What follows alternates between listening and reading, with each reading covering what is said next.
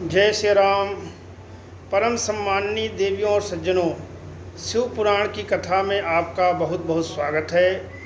आज छठे अध्याय की कथा का आरंभ होने जा रहा है। आज शिव पुराण का परिचय के विषय में आज बात करेंगे आपसे।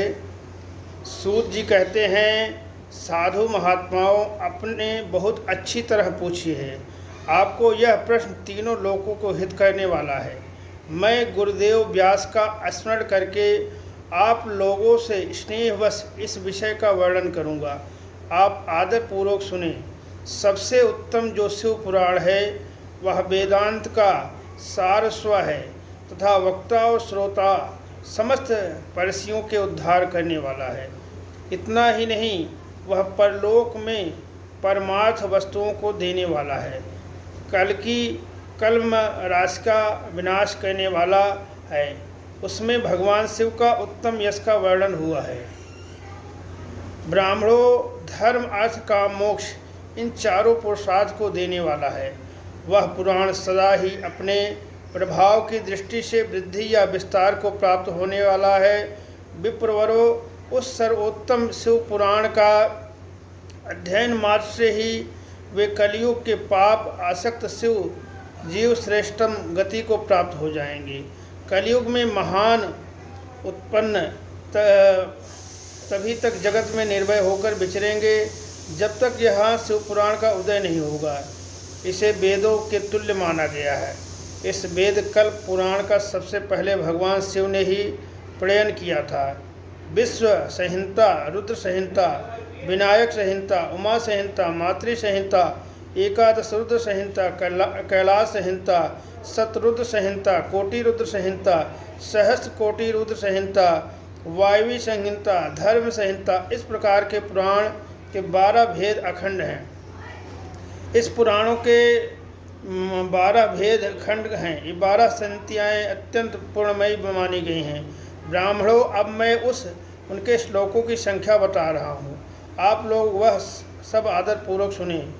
विश्व वेद संहिता में 10,000 श्लोक है। रुद्र संहिता में विनायक संहिता, उमा संहिता, मातृ संहिता, इसमें प्रत्येक में 8-8 हज़ार श्लोक हैं। ब्राह्मणों, 1-10 रुद्र संहिता में 13,000, कैलाश संहिता में 6,000, शत्रुरुद्र संहिता में 3,000, कोटि रुद्र संहिता में 9,000, सहस्त्र कोटि रुद्र संहिता में 11,000, वायु संहिता में 4,000 तथा धर्म संहिता में 12,000 श्लोक है।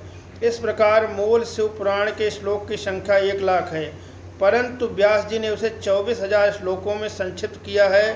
पुराणों की क्रम संख्या के विचार से इस शिव पुराण का स्थान चौथा है। इसमें 7 संहिताएँ हैं।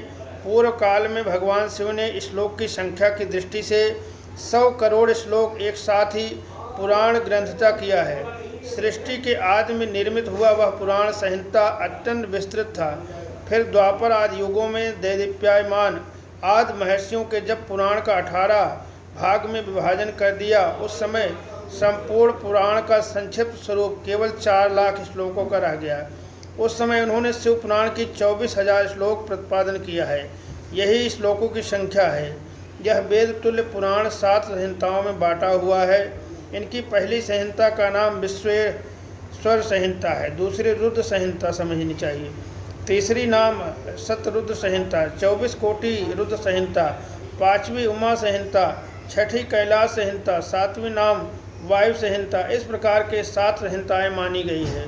इस 7 संहिताओं में युग दिव्य शिव पुराण वेद के तुल्य प्रमाणिक है तथा सबसे उत्कृष्ट है, गति प्रदान करने वाला है। यह निर्मल शिव पुराण भगवान शिव के द्वारा ही प्रतिपादित है।